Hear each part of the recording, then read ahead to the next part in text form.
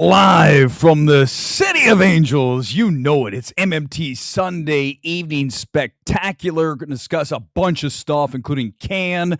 Also going to discuss The Blue Angels, one of my favorite films of the year. But our big topic tonight, I'm in a mood, okay? I mean, when am I not in a mood? I'm really in a mood today. I was thinking about this. We've talked about it before, but it's time to really get after it again.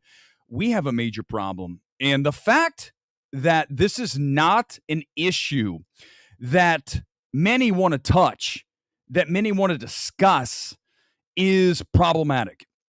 And if there's one thing that I have always really pushed here on MMT, it is being absolutely unvarnished and fearless in speaking what I believe and what is the truth. And tonight we are discussing the fact that shills suck. We have talked about this ad nauseum, but tonight I really want to get into this with your comments, and I'm going to need your help. By the end of the stream, I'm going to need you guys to start to push back against these people, to call them out, to let them know we are on to them. And the more that happens, I think there's a chance that we can possibly bring this back around to some semblance of accountability. That is what we're looking for. I am very big on accountability. If you are doing some shit that deserves to be called out, do it. Oh, Weber's the guy who always does that. He says this film sucks and this director's terrible. And nah. I am being authentic. I am being fearless. I am being accurate. These sons of bitches, these shills, are the ones that you should be angry about, not me, for being real. These people are fake AF. And you all just go, it's okay. Look, they're good. They're fine. Let's discuss a shill. And let's get the Wikipedia definition before we get into it. I want comments. I want super chats. I'm ready to rumble tonight. Let's go. Here's the definition of shill from Wikipedia. A shill, also called a plant or a stooge. I like that. Let's call these guys the film stooges. Is a person who publicly helps or gives credibility to a person or organization, studio, without disclosing that they have a close relationship with said person or organization. Well, guess what? We have a ton of shills in Hollywood, starting with one of our favorite. This is when it really got real for me, when I saw this tweet after watching The Creator. You guys might think Creator's better than I do, but there's no universe in which it is the, quote, best film of the year, according to our boy who's flexing. I don't need to flex, Brandon. I flex 24/7, bro, without flexing. This guy's pointing to his screen. It's the best film of the year. Look at me. I'm a shill and I'm proud of it. Look how cool I am. If I ever do this, guys, you have my permission to walk up to me and punch me in the face. Wherever I am, if I take a picture of myself in front of a screen going, look, John Wick is one of the best action movies ever made. Look at me. I'm so cool. Okay, so this is when I go, watch out. Here we go. Let's get his reaction, BD, Brandon Davis, on Bad Boys Ride or Die. Here it is. And then we're going to really show you and go under the hood about how this whole thing works. You guys ready? Here's the tweet reaction. Bad Boys Ride or Die is phenomenal. I love the Bad Boys franchise. This one raised the bar. It's nonstop hilarious. Not just funny. It's nonstop. Every minute. I don't know how long it is. Let's go with 105. 105 minutes is nonstop hilarious. Not even a second to breathe. You're going to laugh from beginning to end. innovative action beats, so much chemistry with Will Smith and Martin Lawrence. The best time I've had at the movies in a while, since my last movie I showed about, but a while. That was 24 hours, but to him, a while is 24 hours. Absolutely loved it. And here we go. Moments after that, guess who's hanging out on the set of, I imagine it's at Sony, because he got flown out to L.A. These shills get flown to New York, L.A., Netflix flies them in every award season. Hey, guys, look, we're going to put you up in the 4 seasons, and you can watch our movies, and then you can issue quotes for us to use. Instant classic, masterpiece, and then that'll pay for the trip. You don't have to pay for food. You don't have to pay for transportation, certainly not accommodations, your flight. It's all comped, all of it. Look, here it is. He was at Porsche, and he was doing the Bad Boys Ride or Die. And let's go to his next thing. Here he is with Will Smith, everybody. I wonder if he would have been talking to Will Smith if he came out of the movie and didn't call it phenomenal, nonstop hilarious. Let's see what he has to say here. How are you feeling after this beautiful victory? I feel like I'm a bad boy, baby. Ah! Can everybody help me here? Cringe. I mean, this guy is proud of being a shill. If you gave him a shirt that said Shills Rule, this dude would wear the shirt and wear it proudly.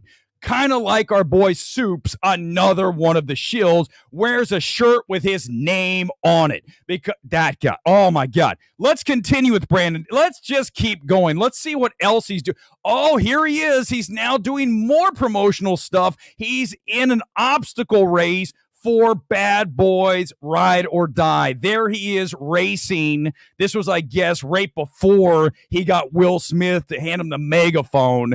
These people have no shame. These people are literally part of the studio system, and you all come after me. Weber's a shit. Weber's shit. He talks all this. Oh, my God. And this son of a bitch is out here doing this part of the studio system, and you guys go, oh, he's so great. Isn't he wonderful? We love a guy like that. He's so enthusiastic. We just love what he brings to the table. What? What is that? The fact that he's part of the system, that he has no shame, that he is corrupted, and these people are literally like begging to be part of the Hollywood system. You guys know I have no interest in that. Do you think that I would have even the tiniest, minute bit of interest in being a shill? No, because I go out of movies and say it's the worst thing that this director's ever made. That's why I don't get to go to these things. But here's the thing. I wouldn't even go because it makes you look really bad. It's a terrible look. If you are a journalist, which this guy's not a fucking journalist. This guy is an embarrassment. And the whole shill culture is something that you guys have to stamp out. The longer this persists, the worse it's going to get. Because here's why it's terrible. I'm getting to a point, and this is the big one. Because of the fact that you're allowing shills like Brandon Davis, Erick Davis, Soups to be part of this system and to issue proclamations like the greatest movie ever made for Bad Boys Ride or Die, or The Creator, not a great film. You are now devaluing movies because these films aren't great, but you're allowing people like this shit to say it's fantastic, and they're ruining it. This is perfect video for what I'm talking about. Clown show. It's a fucking clown show. And I'm the bad guy. Weber's the asshole. No, I'm not. This guy is. So is Soups. So is Erick Davis. Let's watch an Erick Davis video. This is him talking about his ticket sales on Fandango. Erick, I've always got a cap stapled to my head. In a world distracted by tiny screens, where mediocre plots plague the land, a hero emerges. Boom, boom, pow! This is Fandango, champion of the cinematic experience. Witness the spectacle no living room can contain. Hear the roar of the crowd no tiny screen can replicate. This is where eyes widen, Hearts pound. and jaws drop. We are the pulse of fandom, where 50 million plus unite in your love of movie magic. Superhero epics? Check. Tearjerkers that make you ugly cry? Absolutely. Cult classics so alarmingly weird, the algorithm doesn't know. I apologize, by the way, for the whole thing. Mind if I take a stab at the big finish? The exclusive trailers, the heated debates, the anticipation that builds to a fever pitch. This is where good movies become legendary, where ordinary nights become unforgettable experiences. Oh. Okay. Experience the magic. Wait, he's got to have Partner with Fandango. This guy works for the ticketing agency, and if you think he's going to come out of a movie and say it's bad, this guy, he's got to sell tickets. Yet you all let him issue these proclamations that these films are must-see on the big screen. The difference between me and all of these people we're discussing here tonight, I have credibility. These people don't have a shred of it, and yet you all don't go after them. If you start going after these people like I get attacked on Twitter for saying a movie's terrible, then maybe we can turn this, because what's happening is because these people are saying these films are great, some people start to believe that shit, and then we get worse and worse films because this is the culture now. These shills are running Hollywood and ruining Hollywood.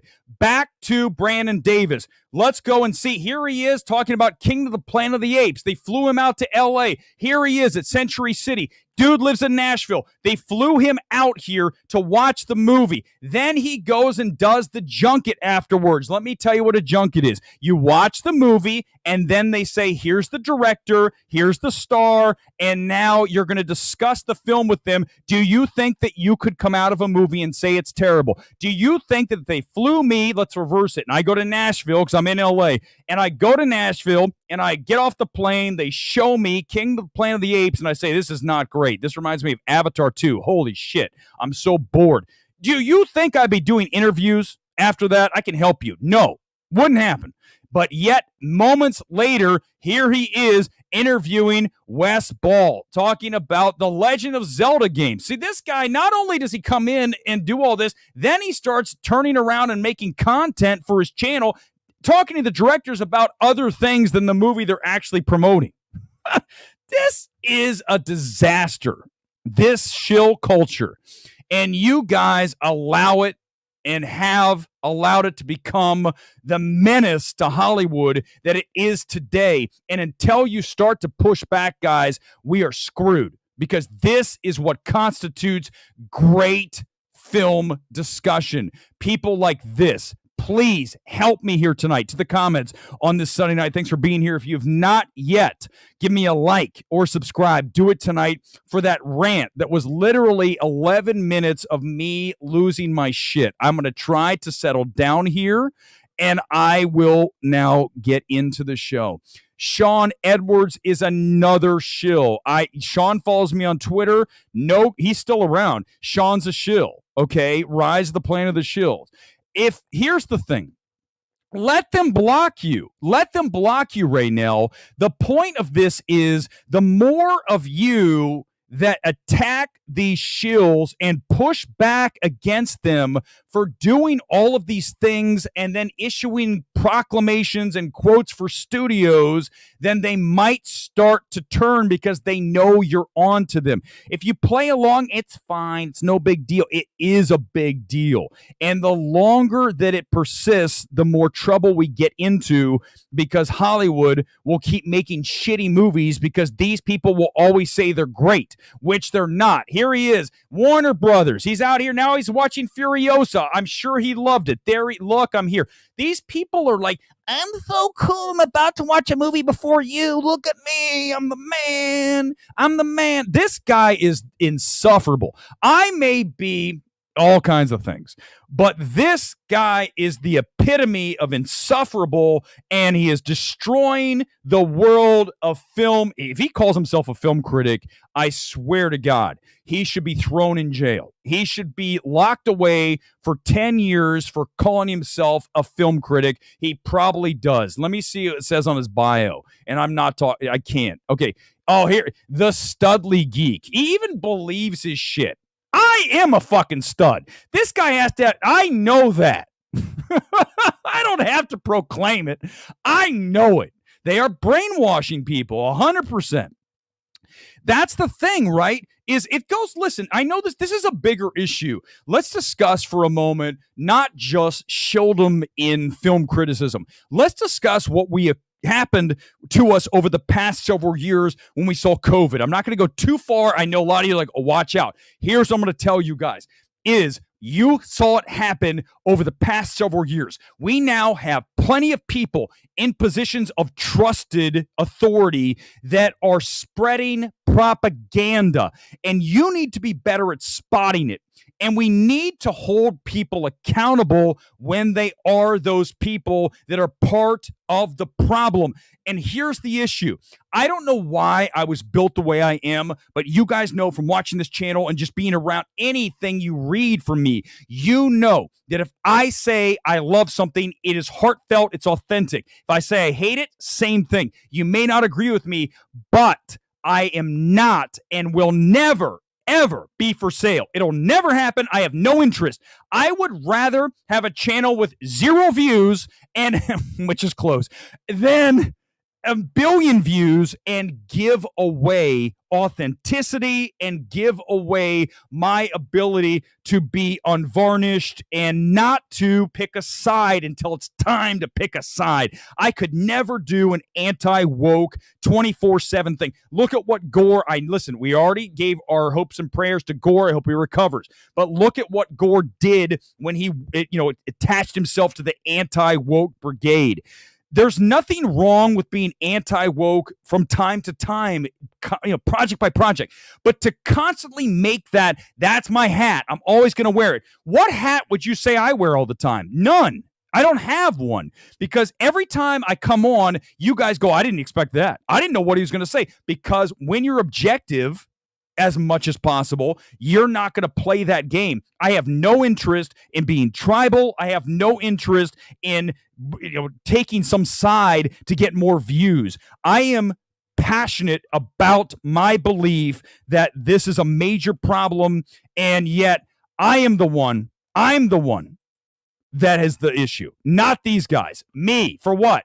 Calling people out? So sorry. I'll continue doing that as long as we exist here on MMT, certainly on Twitter. I'm not going to stop. I'm not scared. Do you think I'm afraid of these people? Do you think I care about what they think about me? I don't. And that's the thing. These people do. They want to be liked by Hollywood. They want to be part of the system. They want to go to the parties. I don't care about going to the parties. I've been to the parties. They're boring. They're full of stuffy, fake people. I can't hang out with fake people. The second I spot someone who's fake, I'm like, I got to go. I can't hang. There's a guy that I used to hang out with here in Hollywood, not going to mention the name, and he was fake. He was phony. He wanted to be so part of the system. And I have no interest. I'll play my own game. I'm not going to be any part of it. I don't want anything. It's a football kit. That's fair.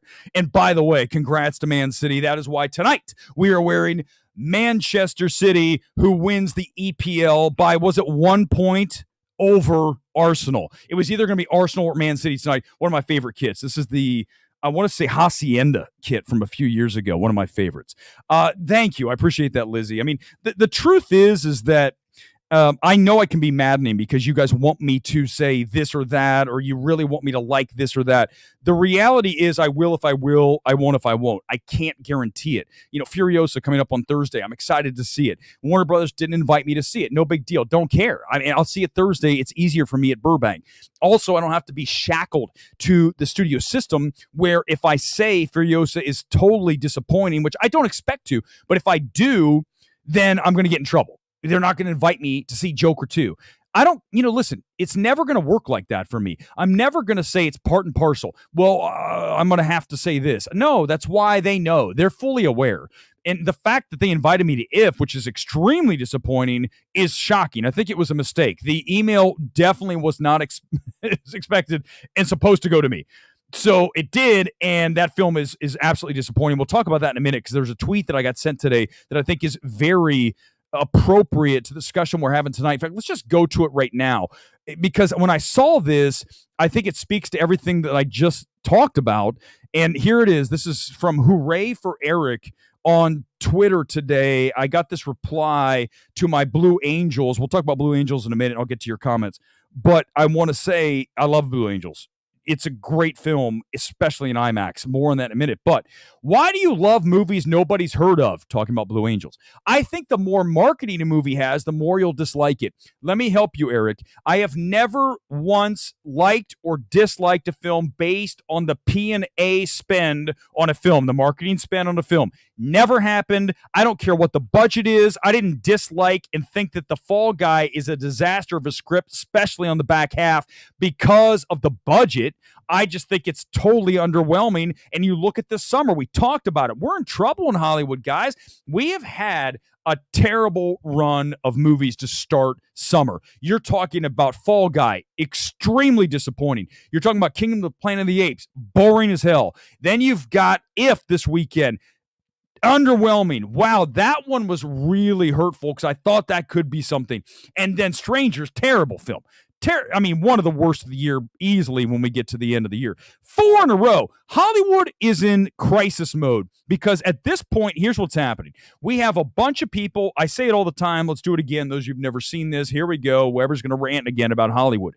We have people in positions of creative power in this town who are talentless. They do not bring anything to the table. No taste, no ability, the lack of being fearless. They have nothing to offer. Perhaps they're nepotistically hired. Perhaps they are a box checker.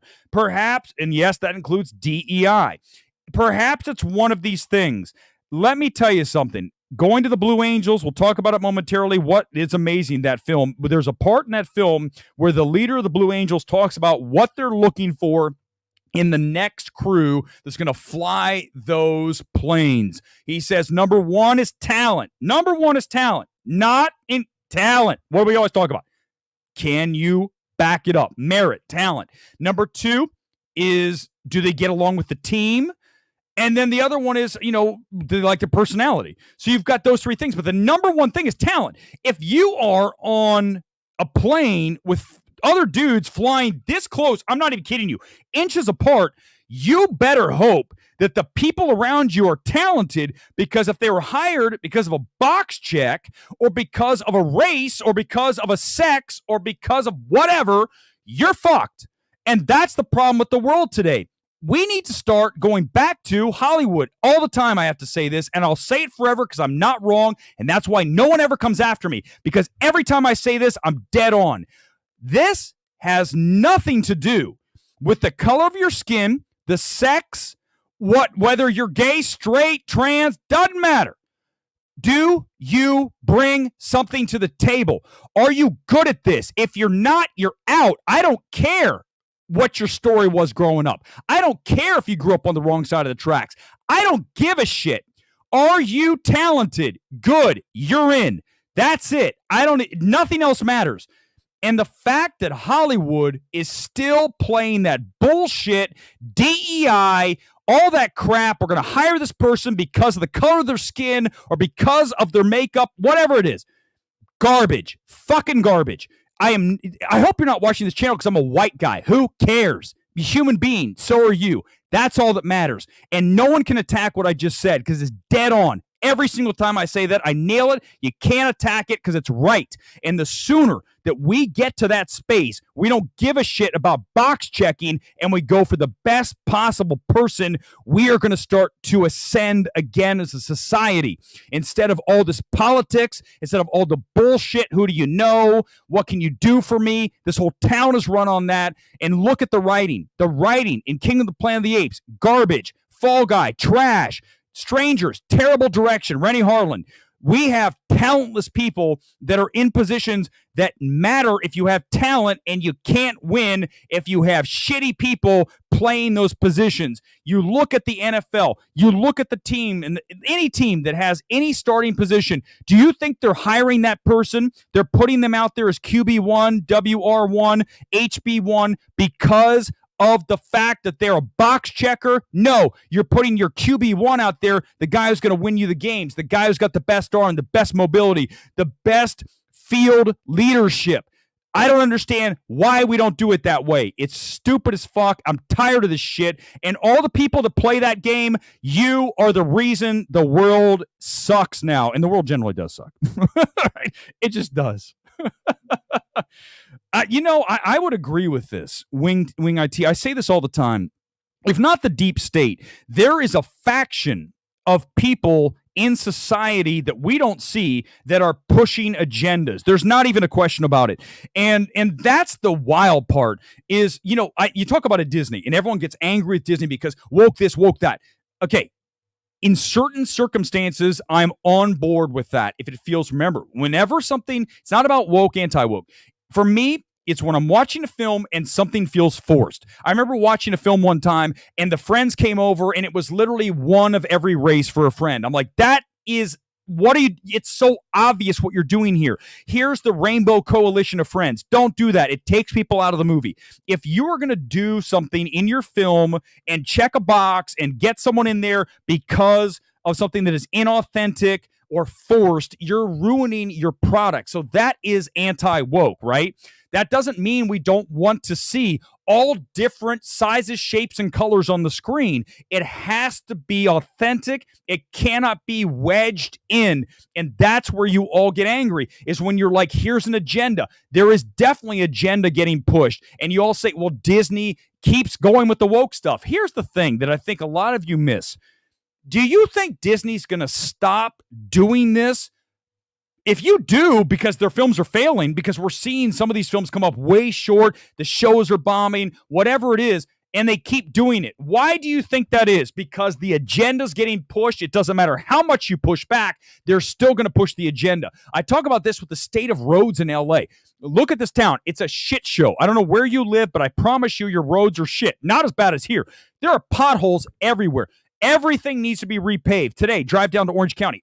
I-5, horrible on the way down to Disney. Then I cut off on the 605. That ramp off the 605 going south is literally like driving on Lightning McQueen's repaved road in Radiator Springs. And I'm like, what? What are we doing? What are they doing with the money?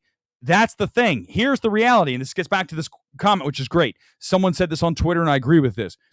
They honestly don't really care if you drive. Remember, their stated goals are, let's have people stay home. Remember COVID? Stay home. 15-minute city. We don't want you going outside the bubble.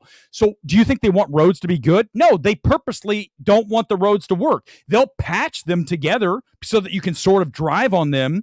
But the truth is agendas are at play. I don't have an agenda. My agenda is to get the best possible product every single time I sit down to watch a film or anything in the world. Go to a restaurant. I want the best possible dish. I know it's not always going to happen, but is that too much to ask?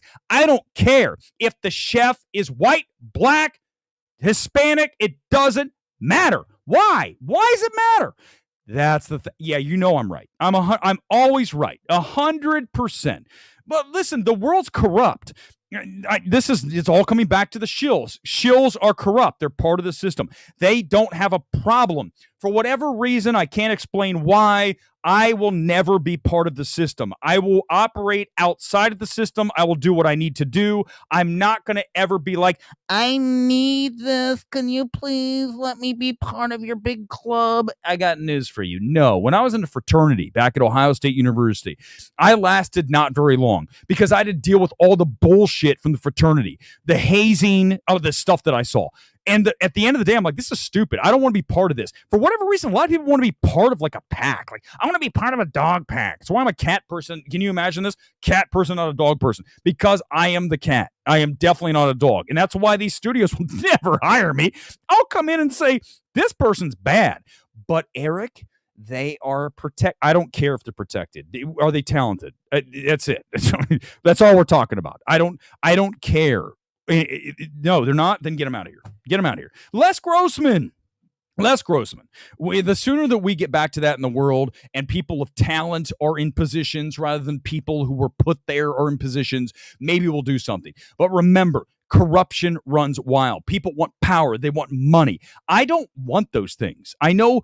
The funny thing is, I was talking about this with my mom on the way back from the beach today. Played volleyball all day. Did not see Garfield because I'd rather live a life. I'll see Garfield, but I've got, and if you saw Garfield today, I didn't mean to say you don't have a life. I'm saying if I have an option to go play beach volleyball, go watch the AVP, which is the Association of Volleyball Professionals, I'm going to do that because that's something I'll remember. Going to movies, cool. I can do it anytime. So here's the thing. When I was talking to my mom on the way back, I was talking to her about how there is a real lack of character in the world. There's a lack of people who do the right thing and have no real interest in financial gain if it means giving your soul away, if it means being corrupted and doing things that you know are not on the up and up. Or perhaps you're just not, you know they're there, you're just going to put the blinders on, right? I know it's there, but I don't know what you're talking about.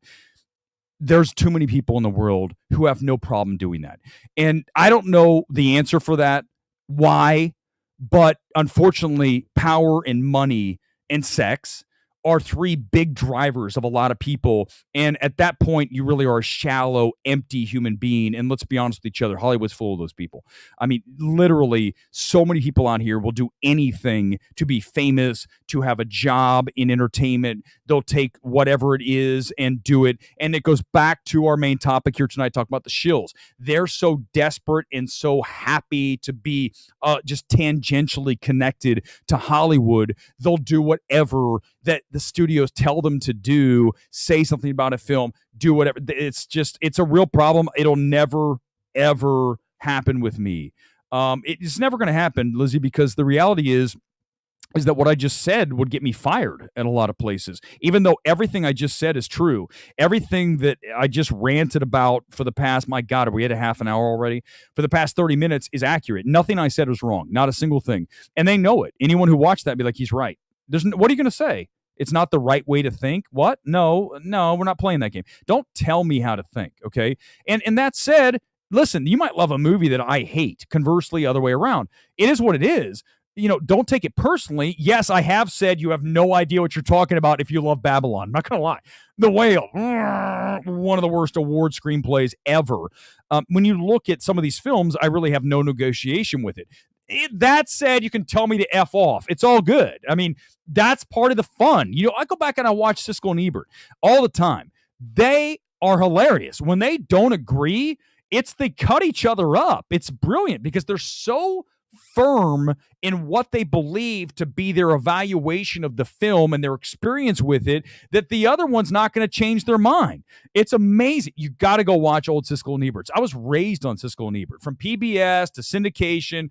I mean, God, if I didn't watch them, I wouldn't be here tonight. I've said so many times, Gene Siskel is my hero. If you ask me, who's the critic I love the most? Gene Siskel. You'd be like, well, I see some Gene Siskel, but super aggressive and certainly un-PC. So what? I mean, they were fearless. They said that PC would be the death of being a critic and wanting to be liked. Well, hello, I'm not PC and I don't want to be liked. So there we go. That makes me a good critic. You cannot want to be part of the system and worry about what Warner Brothers, Disney, Universal, Paramount is going to say about you trashing a film and have any balls or any credibility in the space. But these people don't even care.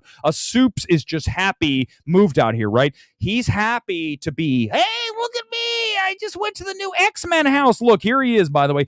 And this is another trip this dude did. All he does is get flown around for the studios so that he can go do the promotional work for them. Here he is this is Brandon Davis again at the X Mansion. And that's another trip. This one was in New York. Here I am look at all the influencers. Do you see him in the background? Let's hit pause. Look in the back. There's an influencer there with the bag. There he is. They're walking around shooting videos. Okay, here's how it works. One more time. By the way, I need a producer. I would love to pop up comments right now. I'm going to need somebody. I got to figure out how to do it. I asked Gone Girl, and then I didn't know how to do it. So I apologize if I'm not. I see a super chat. I'll get to it. I promise. Super chat, you're in. Otherwise, I'm just kind of ranting tonight, if you can't tell. These people get flown in this case, it's outside New York City. Flown in New York City, put in a hotel, put in an Uber, drove out to the X Mansion. They have this thing made out like the X-Men, the mansion, whatever it's called. I don't fucking care. I'm not a big comic book nerd. I mean, it's cool. I don't want to discuss all the intricacies of Superman's cape, but these people are essentially elements. They are arms of the studio, right? They are going in and getting the video and then posting it going, look, I was at the X-Men mansion. Oh my God. And all it costs Disney is a flight to New York, a 5-star hotel, some Ubers, and some food vouchers. For Disney, it's nothing. It's literally thousands of dollars for promotion. This guy and Eric Davis and Zach Pope's just terrible. I don't even know if he's a shill. He's just a terrible critic, so it's a little different with him. But you look at Soups. They are just part of the system that are out there promoting these things for the studios, and yet they're not the problem. Weber's the problem. Weber's the asshole. Weber's the guy taking selfies during the credits. That's the problem. Forget the guys flown all over the place shilling out for the organizations, for the studios, for the movies. Forget that. It's Weber who's the problem. That son of a bitch. Unbelievable, right? Found it hella corny, people forcing themselves on things. It's the thing is they have no shame, right? Youthphoria. They really do. They have no shame. They think it's cool. They want so desperately to be part of Hollywood that they'll do anything. They don't care. They don't care if it makes them look stupid. In fact, that's part of the game, right? I mean, look at Hollywood. They say so much of Hollywood. One of the things Hollywood likes to do is embarrass you. Look at what happened to John Cena at the Oscars, wasn't it? Where he came out there like, I would never. If they pitched that to me, where he came out naked, right? And then he was like, we'll do this in post, whatever the skit was. I already forgot. Cena comes out like wearing nothing. He had a skin-colored bikini thing on. But that's embarrassing. That's humiliating. But Hollywood likes to do that because they want to keep power over you. And ultimately, someone like me is trouble. I mean, 100% trouble for Hollywood because they are so used to people kowtowing to whatever that they want to do because they want to be invited to the next thing. They want to be part so badly of the entire system. As much as Gore talks about being, out there and being savage, dude, he can't touch me. And you guys know that. Watch Gore. He can't. He doesn't. Because there's nobody who plays as rough as me because I am completely gloves off when it comes to this stuff. Unfortunately, it comes with a price, which comes at Weber's an asshole. Who cares? I don't care. Do you think I give a shit what Strange Harbors has to say? Do you think I give always bullying people? Fuck off. Here's the truth. We all bullied each other as Gen X. You kidding me? My God, we got into fights at bus stops. I remember one time my younger neighbor, we got into a fight after playing Nerf football, tackle football, throwing each other into bushes and sides of houses. And then we got into a fist fight, throwing bikes and shit at each other. My man grabbed my middle finger with his teeth and about chewed off my middle finger. There are still marks on my middle finger from the dude next door to me almost shredding my fucking finger with his teeth. That's how rough we played. So if you think I'm scared of Hollywood, if you think I'm worried about what they're doing, when we threw each other into the sides of houses playing tackle football and yes, smear the queer, I got news for you, Hollywood. Not scared. Don't give a shit. Don't care if you like me. Don't give a shit. Not ever going to care. And that's a rare quality in this town. There's so many people in this town, again, who will never be able to do that. Because, like I go back. Okay, so Simon Thompson, I hammered him the other night. I think he still watches the stream. Simon, if you're watching the stream, you need to get a hobby, although because you're watching, I'm going to hammer you again. Simon Thompson is a great example of a guy who is like, please invite me to the next movie. Please let me come. Look, here I am. I'm at this movie and I saw it early and here's my quote saying how good the film is. Listen, you're needy. It's sad, honestly. And honestly, change your plaid shirt. Every time I see the guy, he's got the same shirt. You ever known somebody like that? They're almost like Charlie Brown. Every time you see Charlie Brown, you know the shirt he's going to have on. You ask for it. You want to play tough? Let's go. Here's the reality. I don't wear the same jersey / kit every night. I could, but I have favorites, but I have over 100 now. I would suggest that Simon goes out and buys at least a few different versions of the plaid shirt. This show is unhinged. It really is. Did you say you had things to say about... Well, listen, Wild Man. Beverly Hills Cop 4 is Netflix, and Netflix sucks balls. And by the way, something Simon Thompson would never say because he has no balls. When you look at when you look at Netflix, they've ruined Hollywood, right? There's no question. They have no ability to tell their directors to hold back or to change things. I mean, look at The Gray Man. What a disaster of a film. The fact that, listen, I think Ryan Gosling, the more I think about it, I think Ryan Gosling is like Chris Pine. Neither of them know what constitutes a good movie. I think Ryan Gosling has stumbled into some good things, like Drive.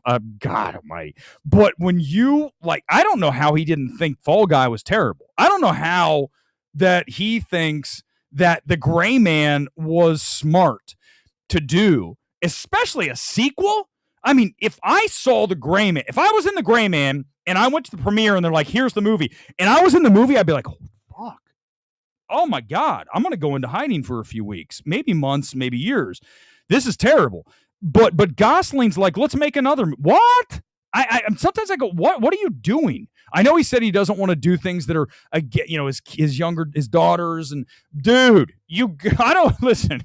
Listen, I love that you're a family guy, Gosling, but if you think that The Gray Man is anything other than wastebasket material, some of the worst, most chaotic editing I've ever seen in a film.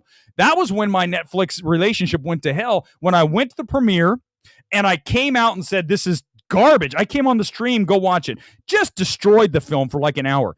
They invited me. That was the last time I ever went to a Netflix event, because you can't do that. Simon Thompson can, because he's not going to do that. Even if he believes it, he's not going to do it because he can't imagine a world where he doesn't get invited to a movie, even though dude has a tiny audience. I don't even know what outlet he writes for. The fact that he is out there talking about this shit is what validates him. This isn't what validates me.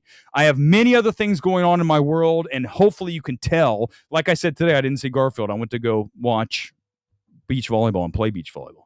I'm a decent athlete, and I don't just wear plaid shirts.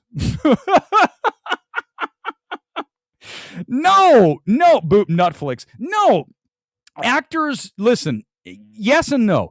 I hope that you're in a position as an actor to not have to take a paycheck, because it's you see it. And listen, but I'm just saying, like, you're telling me that he doesn't have better taste. You're telling me that he can't figure out this is a terrible script. Simeon, yes, it's the Hacienda Kid. I nailed it from 2019. City Fans, today's one was special. Love the opening rant. Thank you. I appreciate that. Simeon, it was epic. And listen, the funny thing is, let's talk quickly just about the football kits, and I'm going to get to Emma Stone. Emma Stone said something that's crazy, and it makes me very uncomfortable. You guys know how I feel about poor things. But I'm going to say, here's what I love about the football kits, the soccer jerseys, is that whenever I wear one out, especially one of the smaller teams, like the other day, if you'll look at my reaction to Iron Eagles, to go watch Blue Angels, I had on Chester FC. Chester FC is in the North and South Premier Division, Premier North and South. They are so far down the ladder of English football. Whenever I wear that, there's always someone that goes, holy shit, is that guy wearing... my God, that's a National League badge. Because I told my kits have to be authentic. There has to be a badge. There's the championship. Hold on, no, wrong. There's the championship badge. If my kits don't have that stuff, I won't wear it. I'm now a snob. But I don't. Here's the thing. I don't do it for anybody but me. I like them. The fact that other people are cool and they go, oh my God, that's cool. That's neat. But, and getting back to geek culture, I make fun of it all the time. If people have a collection of action figures, a million, like I collected Star Wars, Tron, Clash of the Titans, Raiders of the Lost Ark, all that shit, right, in the 80s. I have figures from everything in a box back at my parents' place. I need to get it back. I really do. I might even have it here. Oh, my God, I might. Next Sunday, I'll find some action figures and show you that I am a geek, but I don't have, like, a collection, like, in the background of all these things. The last thing I bought that was kind of geeky was the Pacific Rim. Remember when the first one came out, I was so excited. There was a cool Godzilla tangential film that I said, by the way, that's 2 tangentials tonight. Which is amazing. Then that was it, and I was excited. And then if you like that, then go for it. 100%. Okay, here we go. Let's go to, you guys ready? Here comes Emma Stone saying something that made me uncomfortable. And if I'm Emma Stone's husband, I'm really uncomfortable watching this video. Are you guys ready? Here it is. This is Emma Stone at Cannes with Yorgos Lanthimos, I believe Defoe's next to her. Here's what she had to say about working with Yorgos, because she continues. She just announced she's working on another film with Yorgos, and here's what she had to say. Have a listen. Let me pop up the audio. Ready, go. I echo everything that everyone here has said. I think the biggest feeling that I have now, I just have extreme comfort. So I feel like I can do anything with him because we've worked together so many times, and I trust him I can do any. Okay, hold on. Let it continue. beyond the trust I've ever had with any director.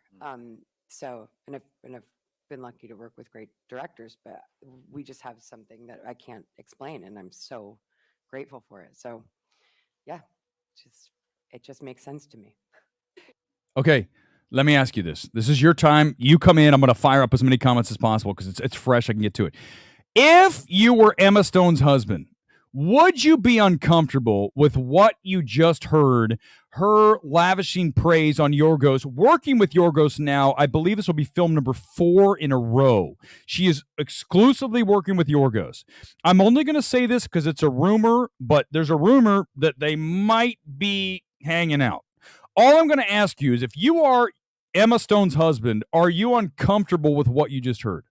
I do have a black hole action figure. Well, no, miss, I'm just saying one more time, just real quickly. Let me just one more time. Let's listen again. Remember what I just told you, 4 films in a row. And here she is talking about Yorgos. One more time, 33 seconds. I echo everything that everyone here has said. I think the biggest feeling that I have now, I just have extreme comfort. So I feel like I can do anything with him because we've worked together so many times, and I trust him beyond the trust I've ever had with any director. So, and I've been lucky to work with great directors, but we just have something that I can't explain. And okay, right there. If you're her husband, you are 100% like, I'm super uncomfortable. I agree with you, Gone Girl. I mean, Poor Things, it's terrible, obviously, but just the fact that she said, let's make this movie based on what the subject matter is unreal.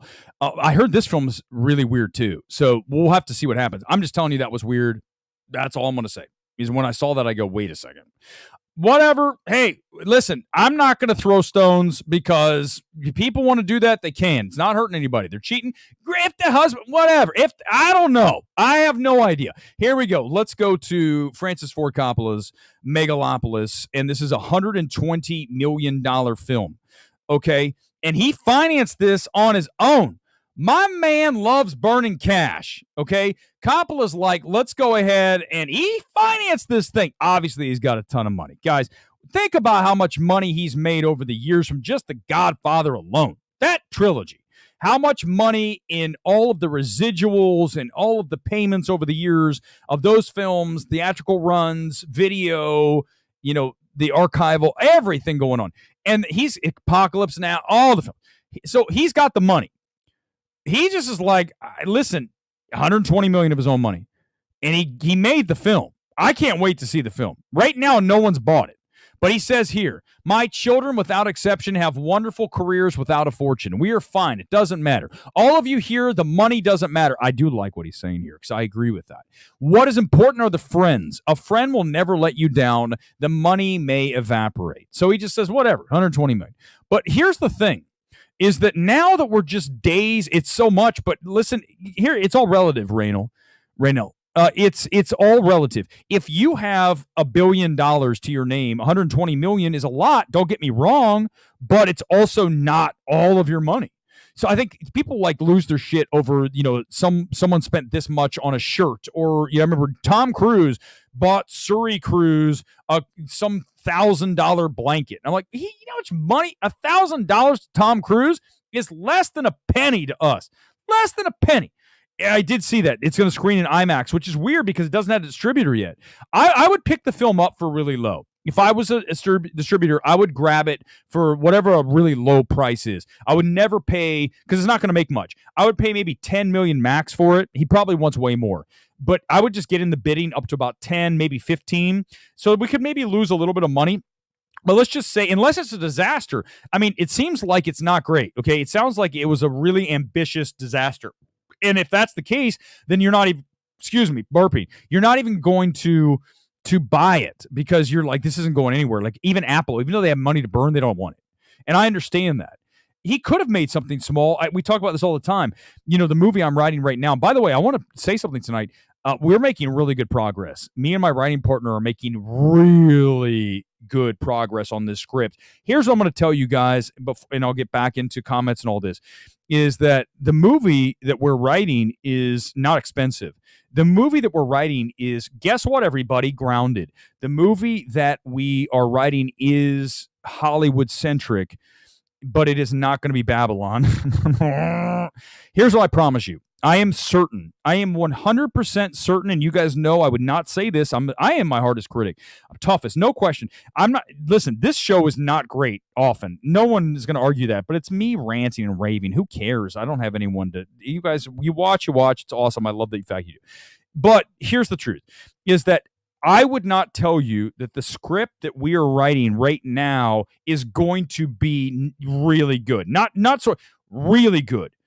And I will be surprised. That's all I'm going to say here tonight. I will be very surprised if the script that is being written right now by me and my writing partner is not picked up as a film. I will be shocked. And I promise you this, it won't because it isn't good enough. It'll be because Weber wrote it. Bleecker Street. I can't wait for you. No, it's going to happen. Here's what I promise you guys. The script will get finished, and what we're writing, you're going to love. I know it. I'm 100% certain of it. I could bet every dollar that I could ever possibly have in my future for the rest that you will love what we're writing. I know it. I am 100. That is how absolutely confident I am right now with where we're going. And by the way, we're about halfway. I can't believe the fact that we're almost just about halfway. This is getting done. And then, I kid you not, it will be made. And the hardest thing for everybody's going to be, I'm saying it here tonight, on May 19th, 2024. The hardest thing for all of film Twitter, and trust me, they're going to be ready. Those knives are sharpened. The hardest thing for film Twitter is for them to admit this script is very good. They're going to absolutely go, oh, it's like, listen, I always talk about this and I do it a lot. This is the reason I do this. I'm going to explain. The reason that I post a lot of gym selfies and shirtless shit, it's first of all, it's a motivation for you guys. But honestly, what it is, it's about shoving it in film Twitter's face, because what they love to do is to come attack you based on you're bald, you're fat, you're this, and they go, holy shit, this guy's built like a movie star. I can't. That's the reality. Listen, I know that sounds egotistical, but do you understand what I'm trying to say?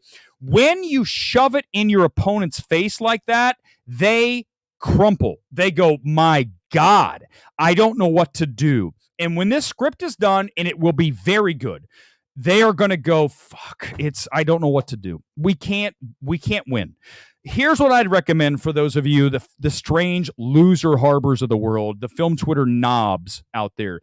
Learn to love, learn to be a fan, or at least appreciate, because you're not going to take me down. You're going to lose every time, and I will continue to jam it up in your grill every single time, including the script. I don't care. Even if it doesn't get made, I will be certain this is a great script. I know it. Exactly. The haters are going to hate, but here's why. Listen, youth for you. Here's the reason. I'm going to do just quickly. It's not going to be long. I'm just going to tell you. Why do you think I have this pinned to my profile? It's not. Listen. Just listen to me for a second. You're all going to don't get angry with me. Why do you think I have this pinned to my profile? Because every time that one of those little bitches tries to come after me, I go, bang. Yeah, exactly. Now go the fuck away. Walk off and hit the road, because you can't contend. You can't even hang with me. That's the thing. These people aren't used to this shit. That's why I'm going to continue to do this shit. It'll continue, because if you're going to play rough with me, I'm going to shove it in your face and you're going to wilt and you're going to go away because you can't hang. You can't hang. Exactly, Lizzie. It's not about ego. It's about reminding the haters that I will continue to prosper, and if anything, you will only push me further and higher. I don't care if everyone thinks whatever. I will continue to use that as ammunition to fire forward. People would say, hey, your channel only has this many subscribers. You only have this. I don't fucking care. Do you think I give a shit? I said forever, this is the Riddler's channel in the Batman. This is him. You guys aren't serial killers, but that's what we have. I'm cool with that. Built something. At the end of the day, you have to be proud of what you do. You don't need other people's affirmations. I'm proud of whatever I do physically. I'm proud of whatever I do here. You should be too. Don't be unboastful. Boast. There's nothing wrong with it. We have this thing in society you make other people feel bad. Too bad. Let them feel bad. Let them figure out. Let them use that as motivation. I had a guy the other day, I posted a video, just quick picture from the gym. He's like, because of this picture, I went and ran. That's what you're supposed to do. That's what you're doing. You're not sitting here going, oh, look at him. He's showing off. That's a you problem. That's not a me problem. That's a you. Instead of using it as motivation for you to build yourself better, it's you attacking, and that's weak. Okay? Don't do that. Use things for motivation. Heck, if you don't like what I have to say, use it as motivation to prove me wrong. That's what you should be doing. Ultimately, I hope you do that. That's what you need. Whatever it takes to motivate you. It doesn't matter. It doesn't matter. If you go to the gym because you want to look better, good. There's nothing, 100% show off.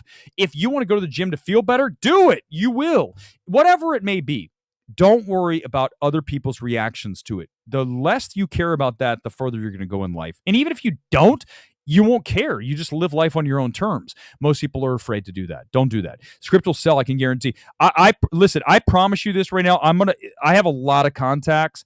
I'm not kidding you. I will be very, very, very surprised if what we're writing does not get turned into a film. I mean, listen, here's what I promise you. Again, it won't because of the script. It'll be because Weber wrote it. That's something I can't control. That you have to get over that shit. Whoever those people are, move on. Yes, Poor Things is terrible. It's problematic. But, at the end of the day, come on, guys. We're talking about movies. Give me a break. And it'll happen. I can't wait. I'm so excited. I wouldn't. Yeah. Listen, first of all, they'd never invite me in. And I wouldn't even bother. In fact, it would never go to Netflix because here's the thing. The funny thing is, remember your motivation. The motivation in writing the script is to see the movie that I want to see, because we don't get any good movies. So if you're going to here's the deal. If you're going to force me to write something good, then that's what I do. At some point you just get frustrated. You go, let's just make it ourselves. You've heard that. How many times have you heard that? Where someone is frustrated that something doesn't exist and they make it, it turns out to be success. That's exactly what's happening here. Hollywood doesn't want to make this movie, or whoever can't write it, then we're just going to write it, and then there it is. And then it'll get made. And then you'll be like, well, why didn't we have this before? Because you needed to be pissed off to get there. I go back to when I was in college. I just showed, obviously, the shirtless picture. When I was in college, I was skinny fat guy. Listen, I'm not huge now. I mean, I'm not like some gigantic guy. I'm lean and pretty ripped. Here's the reality, is that when I looked in the mirror one night, I remember in college, I looked in the mirror and I had a belly, like a beer belly. And I go, no more. I remember that night. It's so weird. I remember looking in the mirror and literally out loud saying, it's over. It's over. And from that moment, I have not stopped on my mission to continually go higher and higher physically. And trust me, I'm not 28 anymore, man. The point is also going back to Interstellar. I talked about this before. When I saw Interstellar, something in me changed. That line, the Edgar Allan Poe line, talks about rage against the dying of the light. As I get older, I'm not kidding you, I'm actually hitting the accelerator harder. Because most people wither. Most people don't continue to ascend. They kind of just go, no. We're going to keep going. I want to be someone who's constantly going like this, not someone who's on the downslope. I could easily at this point in my life be going like this. But I said, no. We're going to go up. We're going to fight. Every single day, we're going to fight Father Time. We're going to push harder, and we're not going to be deterred. And that's the key. If you take that approach, you will be successful, and it's not hard. You just have to say it. You've got to flip a switch. When I heard that in Interstellar, it's funny how things, the power of film, that line when he's talking about, obviously, Earth's going to go extinct. We have to get off the planet. Kane says, rage against the dying of light. Edgar Allan Poe wrote that about his dad who was dying. He's like, don't die. Fight this. And that's what I said. When I watched that movie, I said, you know what we're going to do? We are going to hit turbo for the remainder of however long that I'm here. Every day, every time that I have an opportunity to say no, I'm going to say yes. I was driving home tonight. I almost didn't want to do a stream. And then I said, you know what? There's not a lot to discuss, so let's destroy Shills again. I understand we've done it before, but here's the point, is that I almost said no, and I said yes, and I'm glad I did. We're an hour in, almost done. We'll go a little longer. At the end of the day, the more you say yes, the better you're going to be. Today, great example. I was sitting around this morning after doing Breaking Box Office. By the way, we haven't talked about box office. It's always there for you. The Breaking Box Office, it's like a 10-minute stream, if a little under what we expected, and then what happens with Furiosa next week. It's all there for you. But what I'm going to tell you is that I was sitting here and I was like, I don't know. And then I got a text from my boys and he's like, hey, do you want to play today? Volleyball? Yeah, let's go. Then I reach out. I have a huge text tree. I mean, you have no idea how many people I have in my phone of people that play volleyball, because I'm pretty serious about it. And I got these guys. We went down. We played. Pro Tour was here. We were playing on the other side. And I played for like 4 hours. And I could have stayed here and done nothing. I said yes, and it turned out to be a great day. So at the end of the day, that's the one lesson I want you to get from this, is that if you say yes, you're going to be better off in your life. Okay, let's do I didn't do this. Let's do it. MMT evaluation.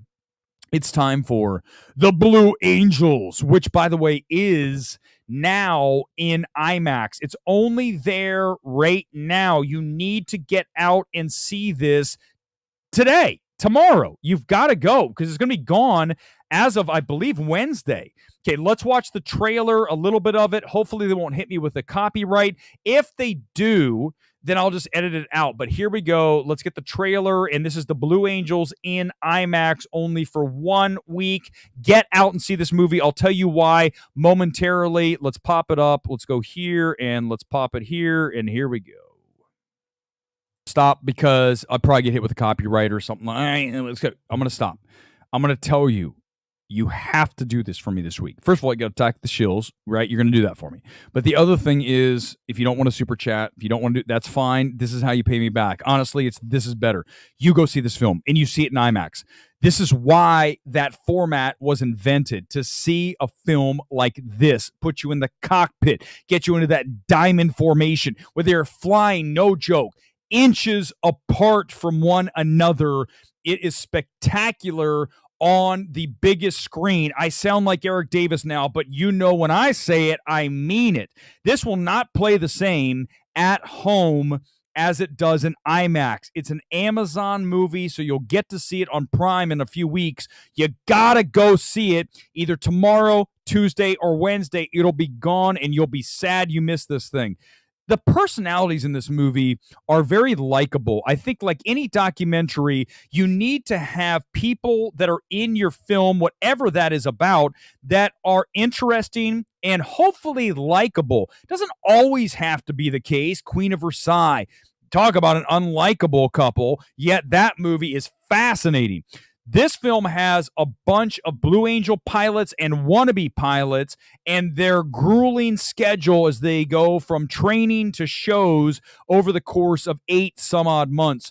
And as such, it's really a comprehensive, but I would say not exhausting film. It's a tight 90 minutes or so, and because of the run times, a little bit of trimming that might be needed, but what blows you away are the elements of in the cockpit and then the lives of these pilots that you've probably seen, hopefully live. I've seen them down in Huntington Beach a bunch of times, and it is truly something to behold when they are no joke. We're talking about this close to one another in their planes. If someone goes that, you could be wiped out. In fact, they touch on a tragedy that happened back in 2016. It's all here. This is a very good movie. It's one of my favorites of the year. You need to get out this week. You only have 3 days. You've got to go see The Blue Angels in IMAX. 93% on the MMT evaluation score. And that's why when I keep saying you got to do it, that's why the power of movies is really present when you watch something like this, is that, first of all, obviously you're watching something that will not translate the same way at home as it is on the big screen. But the other thing is, what I kind of like about film is that we don't get films in theaters forever. There's a limited time. It's impermanent. And as such, you need to get out and make it a priority to go see these things before they're gone. I mean, you go back to any number of films that I'm so happy that I had a chance to experience in a theater. Especially go back to A Moon Age Daydream. I saw that film 4 times at least. Maybe it was 5. Multiple times in IMAX, multiple different screenings here in LA in Dolby Atmos. That's one of my favorite documentaries of all time. And you only have so many opportunities to do these things. And that's something that's special about the theatrical experience. And we have one here. So please, if you don't super chat, if you don't like, if you don't do anything, go see this movie and you'll thank me when we reconvene back here on Thursday when we talk about Furiosa. I can't wait to see the film. A couple more minutes. I really am curious what Furiosa is, because every time that I read a reaction, it's not Fury Road. No shit. Why does that have to be the headline? It's not Fury Road, but just talk about the film. I understand you sort of want to compare, because Fury Road is kind of this action masterpiece to a lot of people. I mean, I think it's well made. I certainly love the practical stunts in that film. As far as a screenplay, I think it's one note. It's chase, right? But it is a well-constructed production design, the tech, all that stuff. So I don't know. I mean, I just am tired of hearing it's not Fury Road. Just talk about that movie. Just talk about this movie. If you have an IMAX near you with this, I think it's at 227 screens right now. It might be starting on Thursday, because I talked to my parents. I said, you got to see this. As soon as I got out, you got to see this movie. They go, well, it starts here Thursday. Go Thursday. Like, you need to, this is an appointment. This is not something you can wait on. So many of these films you can wait, right? They're going to be in theaters for 3 weeks. I think the other thing I like to do also is some of these movies that are smaller, like you look at a Femme. I know I've said this so many times. Here we come. Get ready. Sully's Dreams was here earlier. I don't know if he still is. Every time I say Asphalt City, these films are on the big screen in a theater for like a week. So you have to go. If you don't, you're never going to see it on the big screen. You're never going to have an opportunity to see it the way that it was intended to be viewed. So there's something that I love about that, and you cannot go wrong with AMC A-List. Look, last night I went to go see Blue Angels. I wasn't even going to go because I had A-List. I walked into an IMAX. We saw a movie with my buddy, my writing partner, and then boom, it was great. And the thing is that at the end of the day, that's the magic of movies, and you really need to have AMC A-List. You have to. I mean, yes, I think from a certainly a filmmaking standpoint, I can see what you're talking about, Gone Girl. It's no Raid, okay? The Raid and the Raid 2 are the 2 best action films of all time. I think the Raid 2 might be the single best action film of all time. It is truly something that is next level, beyond. It's stratospherically awesome. I would watch that film again in a big screen in a second. I wish they would have another screening of that in like IMAX. To see the Raid 2 in Dolby or IMAX, I mean, obviously it does qualify for A-List 100%. Unfortunately, we just don't get those kind of films because there's not a lot of Raid 2 fans out there. I mean, the hardcore people know about it, but the average person's like, no, let's watch Kingdom of the Planet of the Apes. Like, what? Really? That's what we're going to talk about? All right, I want to talk about our must-see, because I want to try to do this every week. I've been kind of not good about this. I'm going to try to. I always mention this film, and I think it's time to bring it back up.